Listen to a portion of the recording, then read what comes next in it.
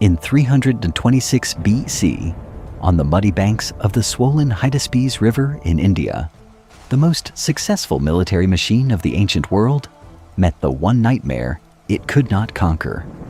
The Macedonian army, commanded by Alexander the Great, had defeated empires from Greece to Persia. But here, operating in the relentless downpour of the monsoon season, their tactical superiority faced a brutal check. Alexander ultimately won this battle, executing a masterpiece of flanking maneuvers. But it was a victory that destroyed his military from the inside. The psychological toll of facing 200 heavy war elephants in close quarters combat, watching their tightly drilled phalanx get trampled into the mud, completely broke the spirit of his veteran troops.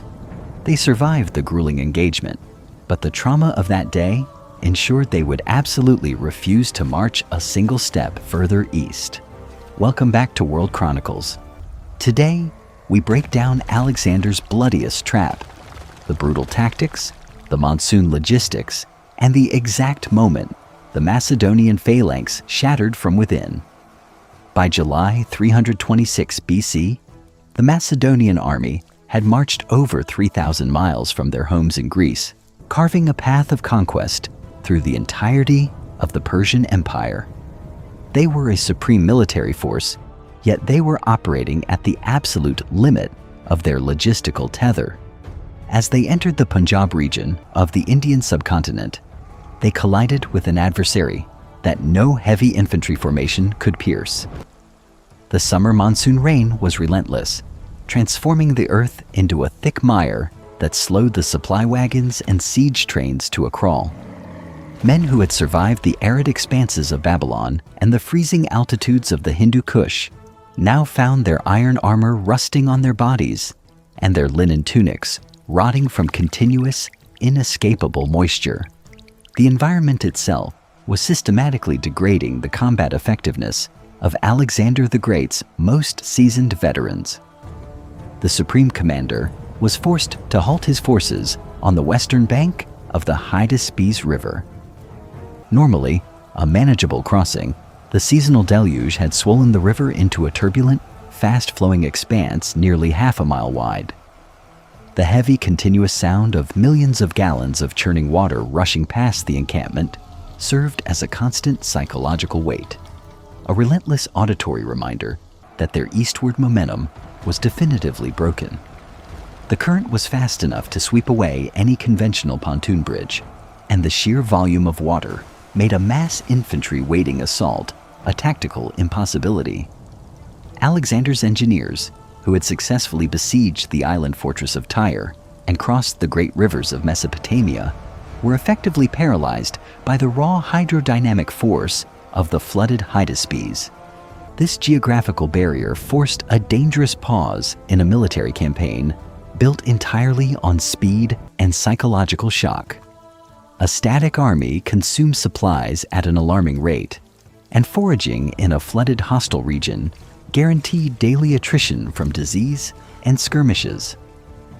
Alexander understood that waiting for the monsoon season to end, which would take months, would erode the discipline of his weary infantry and invite widespread starvation. He had to cross, and he had to execute the maneuver while the river was still at its most lethal. He began consolidating shallow draft riverboats and timber, preparing to force a crossing under the worst possible operational conditions. Yet the turbulent water was only the first layer of the regional defense.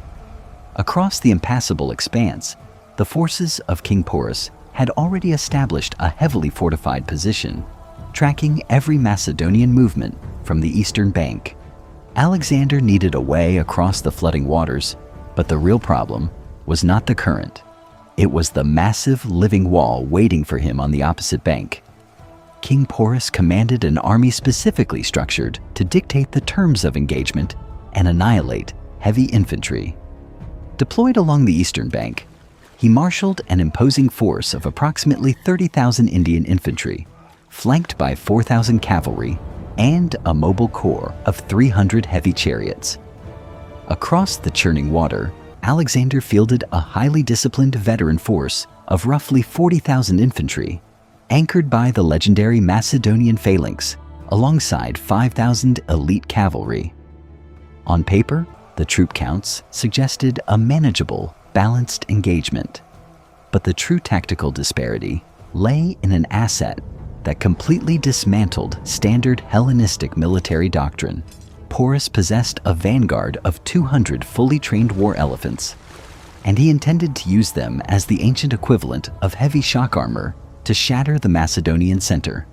In the reality of ancient warfare, the war elephant was a devastating biological and psychological weapon. For the Macedonian companion cavalry, the elite strike force that had repeatedly broken the Persian Empire, a frontal charge against this line was physically impossible. Horses possess a deep-seated instinctual terror of elephants. The sharp, alien scent of the massive beasts alone was enough to make veteran warhorses rear up, panic, and throw their riders long before they ever reached striking distance. This unalterable biological reality immediately stripped Alexander of his primary tactical advantage. His heavy cavalry could not execute the sweeping shock charges they had relied on for over a decade. The Indian beasts effectively neutralized the Macedonian mobility simply by occupying the field. With the cavalry neutralized as a direct assault weapon, the burden of facing the beasts fell entirely on the foot soldiers. Porus deployed his 200 elephants at precise 100-foot intervals along his front line, systematically creating a living, moving fortress wall. The Macedonian phalanx was an interlocking machine of peerless discipline, relying on tightly packed files of men wielding the sarissa, an 18-foot pike. While this dense formation was completely impenetrable to enemy infantry, it was inherently brittle against sheer kinetic mass. An elephant weighing several tons, moving at high speed, would not be stopped by a bristling wall of wooden shafts. The impact would violently snap the pikes, trample the front ranks, and rip massive gaps into the rigid phalangite lines. Once the Macedonian formation was structurally broken, the Indian infantry stationed safely in the intervals between the beasts were trained to flood into the shattered ranks and dismantle the isolated units in close quarters combat. This was a tactical puzzle with no conventional historical solution. The Macedonian army had briefly encountered elephants before, but never in such overwhelming, concentrated numbers, and never deployed as the unyielding core of an enemy's primary battle line. Porus had engineered a defensive posture that perfectly exploited the biological fear of the Macedonian horses and the rigid physical limitations of the pike phalanx. Any direct amphibious assault across the river would mean landing disoriented, waterlogged troops directly into a synchronized waiting charge of armored beasts and infantry. The tactical geometry heavily favored the defender, leaving the invaders physically trapped on the opposite shore. To win, Alexander had to cross a flooding river right into the teeth of these beasts, a maneuver so risky that one single error would mean the annihilation of his entire command. Faced with a defensive line that neutralized a direct assault, Alexander initiated a relentless campaign of psychological conditioning and sensory overload. He understood that to cross the Hydaspes, he first had to blind King Porus to his true tactical intentions. For weeks, the Macedonian forces engaged in deliberate, chaotic, nighttime maneuvers. Alexander ordered his cavalry to march aggressively up and down the western bank, sounding trumpets and lighting thousands of false campfires to simulate the immediate prelude to a mass crossing. Initially, Porus shadowed these movements, keeping his elephants and heavy infantry on high alert, mirroring the Macedonian shifts along the opposite shore. But as the false alarms continued night after night, with no actual attack materializing, the Indian defenders inevitably succumbed to combat fatigue. The conditioning worked. Porus eventually concluded the noise was a bluff and ordered his troops to remain in their camps, fundamentally degrading his own early warning system. With the enemy's vigilance dulled, Alexander executed a maneuver that violated standard military doctrine. He divided his forces in the face of a superior enemy. He left his most trusted subordinate, Senior Commander Craterus, in charge of the main encampment, directly across from Porus's central position. Craterus was given a substantial decoy force, complete with the royal tent and the king's personal guard, to maintain the visual illusion that the supreme commander was still present. His explicit orders were to hold position and only attempt a river crossing if Porus shifted his devastating elephant corps away from the banks to face a new threat. This allowed Alexander to detach a highly mobile elite strike force of roughly 10,000 veteran infantry and 5,000 cavalry, extracting them from the main camp under the cover of darkness. This strike force embarked on a grueling 17-mile march upstream to a pre-selected crossing point, a heavily wooded headland that offered deep concealment. Maintaining strict operational security with a force of 15,000 men and thousands of horses moving parallel to an enemy army was an immense logistical challenge. However, the Macedonian advance was shielded by the very environment that had previously hindered them. A severe monsoon thunderstorm broke over the region. The relentless driving rain and the deafening claps of thunder completely swallowed the metallic clatter of armor, the movement of supply wagons, and the heavy footfalls of the cavalry, rendering the march virtually undetectable to Indian scouts on the far bank. Upon reaching the headland in pitch blackness, the engineers rapidly reassembled transport vessels that had been dismantled and hauled overland from earlier river crossings. The men loaded into the shallow draft boats and rafts, pushing out into the violent current of the swollen river. They navigated the dangerous waters, eventually grounding their vessels on what they believed was the safety of the eastern shore. However, as the first gray light of dawn broke through the storm, tactical reality set in. They had not reached the mainland. Due to the flooding and poor visibility, the strike force had actually landed on a large unmapped island situated in the middle of the river. This navigational error threatened to unravel the entire operation. Alexander's troops were forced to disembark again, desperately searching for a fordable channel between the island and the true eastern bank. They eventually found a shallow point, but the men had to plunge into the fast-flowing water, wading chest deep while holding their weapons and heavy armor above their heads to prevent being swept away. Despite the brutal physical friction of the elements, the discipline of the phalangites held, and they finally dragged themselves up the muddy eastern bank, establishing a fragile beachhead. The Supreme Commander had successfully bypassed the river, but his exhausted strike force was about to be discovered by a rapidly advancing enemy. Indian scouts stationed along the eastern bank quickly relayed the breach to King Porus. Faced with a divided threat, Alexander's strike force on his flank and Craterus's decoy army directly across the river, the Indian commander opted for a measured, tactical response. He could not afford to pull his main infantry and elephant lines away from the riverbank, fearing a simultaneous amphibious assault from the Macedonian camp. Instead, he dispatched his son with a highly mobile vanguard consisting of 2,000 cavalry and 120 heavy chariots to intercept the invaders before they could fully consolidate their fragile beachhead. Under normal conditions, these chariots functioned as devastating shock weapons, designed to accelerate across flat, dry plains and shatter enemy infantry formations through sheer kinetic momentum. However, the operational environment had fundamentally shifted. The torrential monsoon rains of the previous night had transformed the riparian zone into a thick, clinging morass of deep mud. As the Indian vanguard closed the distance to the landing site, the terrain systematically dismantled their primary offensive asset. The heavy, narrow wooden wheels of the 120 chariots immediately sank to their axles in the saturated earth. Instead of delivering a high-speed charge, the vehicles were instantly reduced to immobile traps. Their draft horses quickly exhausted themselves, paralyzed by the heavy suction-like grip of the wet clay underfoot. rendering the charioteers entirely static targets. Recognizing the enemy's sudden paralysis, Alexander did not hesitate or wait for his heavy infantry to form up.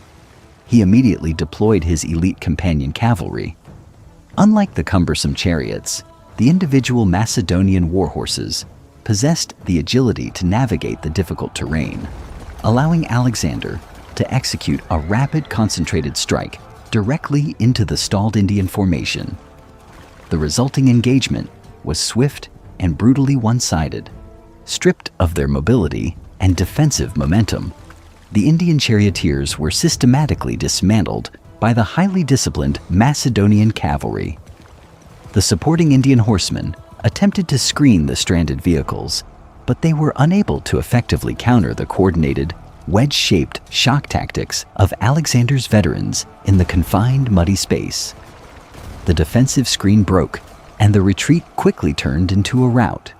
In this brief but decisive clash, the Macedonian forces inflicted overwhelming casualties, capturing or destroying the entire chariot corps and killing the vanguard's commander, the son of King Porus. The swift destruction of this intercepting force resolved Alexander's immediate vulnerability, but it also fundamentally altered the strategic geometry of the morning. Porus had lost his son and his vanguard, forcing him to turn his entire massive army to face Alexander, and this time, he brought the elephants. With his vanguard annihilated, King Porus was forced to pivot his entire massive force to the north to confront the Macedonian bridgehead. He deployed his army in a classic, formidable defensive posture designed to maximize the shock value of his beasts. In the center, he massed his 30,000 infantry, screening them behind a continuous living wall of 200 war elephants, spaced at regular intervals. His 4,000 cavalry were divided equally to anchor the left and right flanks. Assessing this formation, Alexander the Great immediately recognized the fatal risk of a conventional engagement. A direct assault by his heavy infantry into the center would mean matching the rigid Macedonian phalanx against the kinetic mass of the elephants, a mathematical equation that guaranteed catastrophic losses. Consequently, the Supreme Commander refused the center. He determined that the battle had to be won on the wings, where his elite companion cavalry could exploit their superior tactical mobility against the Indian horsemen, avoiding the beasts entirely. To execute this, Alexander took command of the bulk of his heavy cavalry and initiated a sweeping advance toward the Indian left wing. Simultaneously, he detached his trusted cavalry commander, Conus, with a smaller, highly mobile force, ordering him to remain concealed and wait for the precise moment to strike the Indian right. This cavalry maneuver, however, meant the Macedonian infantry could no longer hold back. To pin Porus's army in place and prevent the Indian center from simply wheeling to crush the flanking cavalry, the Macedonian phalanx was ordered to advance directly into the teeth of the elephant line. These veteran foot soldiers, who had conquered the known world through unbroken, tightly packed formations, now had to deliberately walk into a tactical nightmare. Their primary objective was not to rout the enemy, but to absorb the shock of the beasts and survive long enough for Alexander to collapse the flanks. As the phalanx closed the distance, the Mahoutes drove the war elephants forward into a terrifying, synchronized charge. The impact was unlike anything the Macedonian army had ever endured. The sheer kinetic force of the animals slammed into the infantry lines, violently snapping the 18-foot cornel wood sarissas as if they were fragile reeds. The dense, interlocking ranks that normally provided impenetrable defense now became a fatal trap. The men struggled desperately to maintain their footing in the thick, slippery mud, the saturated earth offering no leverage as the beasts tore through the formation, trampling soldiers and lifting heavily armored veterans into the air. The strict, mechanical discipline of the phalanx, the foundation of Macedonian military supremacy, began to physically buckle under the immense crushing weight of biological armor. Despite the devastating initial shock, the veteran discipline of the Macedonians prevented an immediate rout. Rather than breaking and running, the infantrymen engaged in a brutal grinding war of attrition. Light infantry and skirmishers, armed with javelins and axes, desperately tried to support the heavy phalangites, targeting the unarmored legs of the elephants and attempting to pick off the mahots guiding them. The Indian infantry, marching behind the beasts, surged into the gaps created by the charge, turning the center of the battlefield into a desperate melee of close-quarters combat. The Macedonian lines were pushed back, warping under the immense pressure, taking casualties at a rate unseen in any of their previous Persian campaigns. The tactical situation for the infantry had become highly critical. Porus's strategy was working. The elephants were methodically dismantling the greatest infantry formation of the ancient world, and the Macedonian foot soldiers were running out of ground and stamina. The Macedonian center was on the verge of total collapse under the weight of the beasts, until a single cavalry maneuver on the far flank changed the geometry of the battlefield. While the Macedonian infantry endured the brutal frontal assault of the beasts, Alexander struck the decisive blow on the perimeter. Leading the main body of the companion cavalry, he launched a concentrated wedge assault against the Indian left wing. The Indian cavalry stationed there, already unsettled by the fierce Macedonian advance, quickly found themselves outmatched by the strict discipline and momentum of Alexander's veterans. Recognizing that his left flank was rapidly disintegrating under the supreme commander's charge, King Porus made a textbook tactical adjustment.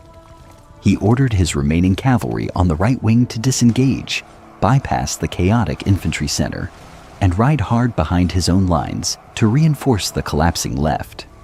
This maneuver, while logically sound on a standard battlefield, was exactly the reaction Alexander had engineered. As the Indian right-wing cavalry galloped across the rear to stabilize the line, cavalry commander Conus sprang his trap. Hidden until this precise moment, Conus and his detachment surged from the Macedonian right flank, aggressively tracing the path of the repositioning Indian horsemen.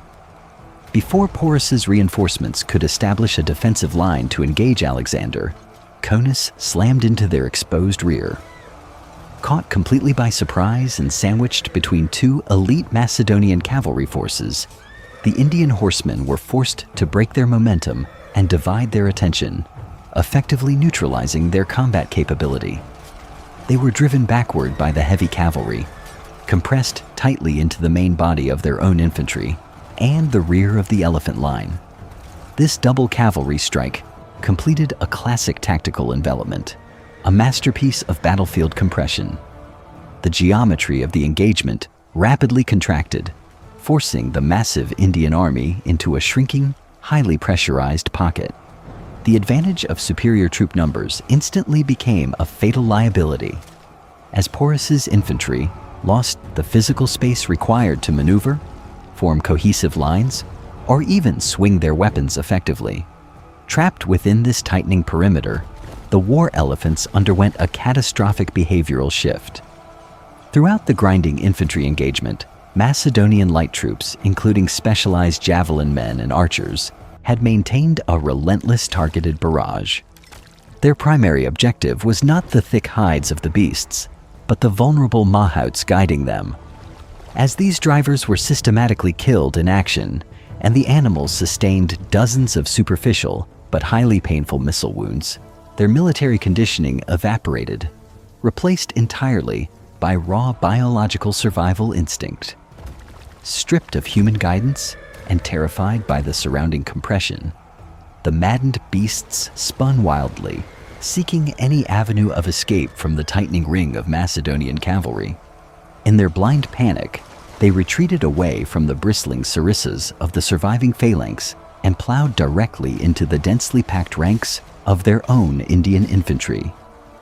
The animals trampled their allies with the exact same devastating kinetic force they had initially unleashed upon the enemy. The structural integrity of the Indian center collapsed from the inside out, replaced by a desperate crush of men trying to evade the towering, thrashing weight of their own greatest weapons. the battlefield had become a slaughter ground of friendly fire and panic, leaving King Porus with one final desperate decision. As his central formation disintegrated into a chaotic crush of fleeing infantry and rampaging beasts, King Porus refused to abandon the field. Unlike the Persian Emperor Darius, who had fled at the first sign of collapse at Gaugamela, the Indian monarch remained actively engaged in the vanguard. Towering above the carnage on his personal war elephant, which was bleeding heavily from dozens of javelin strikes, Porus continued to hurl weapons at the encircling Macedonian cavalry until severe blood loss from a wound to his right shoulder finally forced him to collapse. Recognizing that the battle was definitively lost and seeing their commander fall, the surviving Indian forces broke and routed, attempting to flee back across the river or through the narrow gaps in the Macedonian cavalry perimeter. The slaughter within the compressed pocket was immense.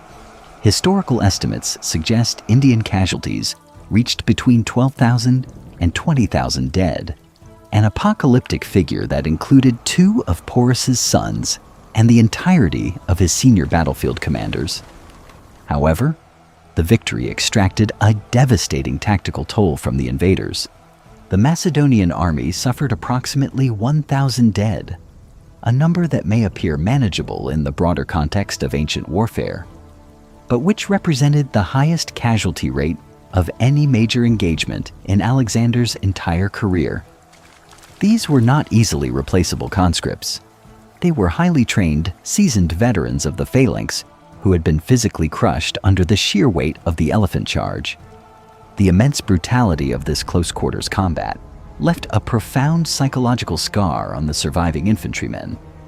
Despite the heavy losses of his veteran corps, Alexander the Great demonstrated a cold, calculated diplomatic pragmatism in the immediate aftermath.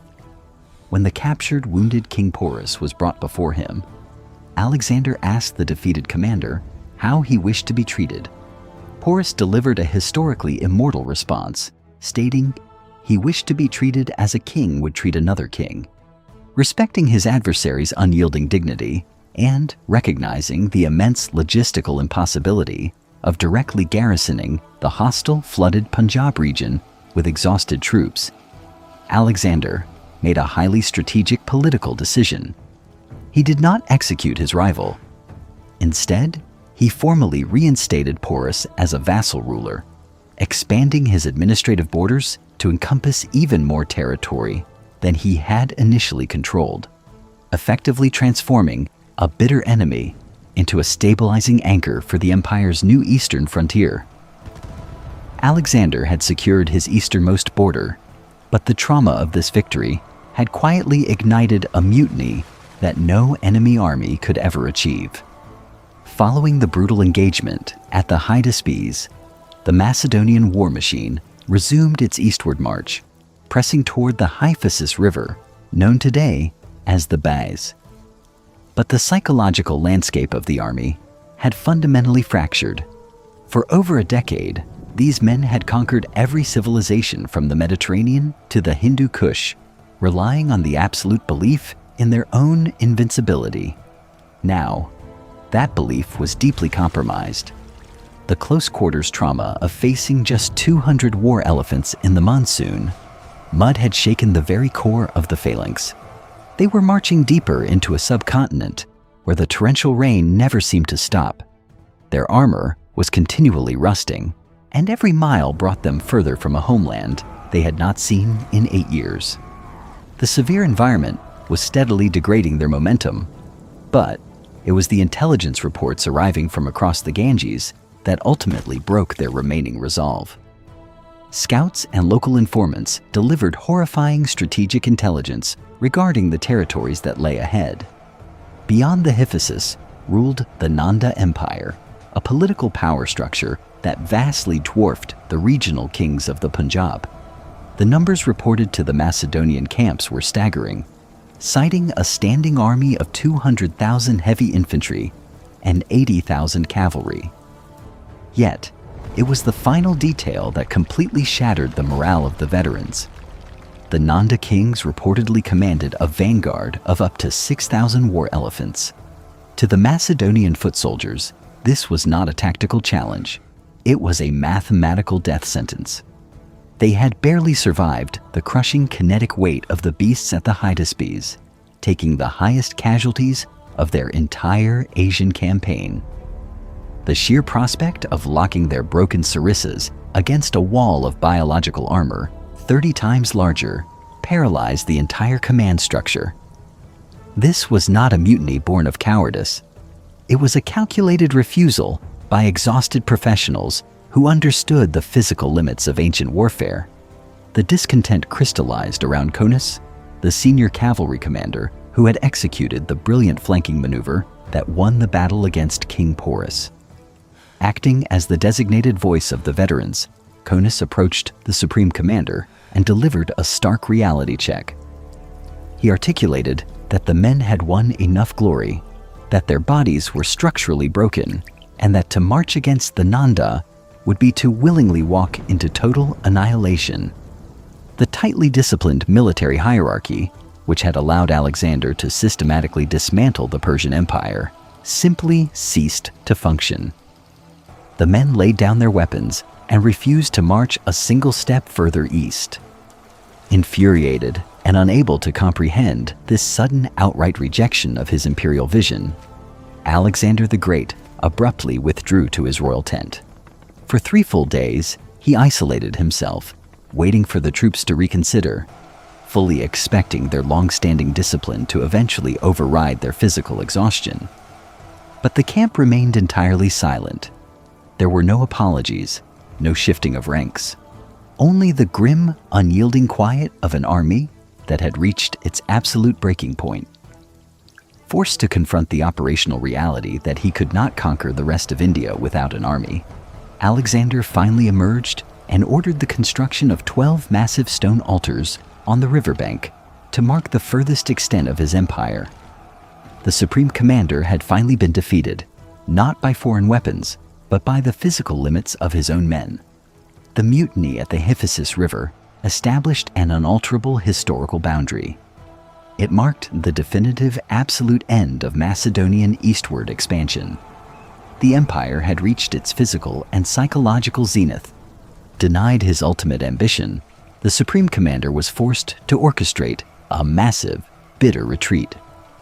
Rather than retracing his steps through the mountains, Alexander divided his forces, sailing a newly constructed fleet down the length of the Indus River, while the army marched alongside it. This return journey, however, proved far more lethal than the war elephants of King Porus. By choosing a southern route that led directly through the brutal, sun-scorched expanse of the Gedrosian Desert in 325 BC, Alexander subjected his veterans to a final, devastating logistical failure. Deprived of adequate water and forage, tens of thousands of seasoned soldiers and camp followers perished in the barren wastes, their bodies left behind as a grim consequence of imperial overreach.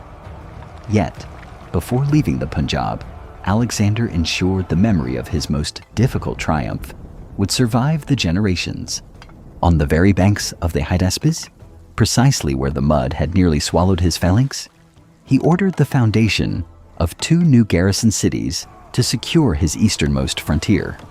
The first he named Nicaea, the city of victory, anchoring the site of the battlefield itself. The second, constructed directly across the fast-flowing river, carried a far more personal legacy. He named it Bucephala, a permanent, solemn tribute to his legendary warhorse. Bucephalus had carried the young king from the plains of Greece, through the heart of the Persian Empire, to the edges of the Indian subcontinent, finally succumbing to old age and sheer physical exhaustion shortly after the battle. Ultimately, the Battle of the Hydaspes in 326 BC endures as a masterpiece of ancient military command. It remains a flawless demonstration of cavalry envelopment and tactical flexibility in the face of overwhelming environmental and biological threats. But its truest legacy is that of a dire warning. It proved that even the most lethal, highly disciplined military machine in history could not conquer the globe indefinitely. They were not defeated by superior tactics or better steel. they were finally broken by the sheer crushing scale of the Earth and the absolute limits of human endurance. Subscribe to our channel to relive the great chapters of history together.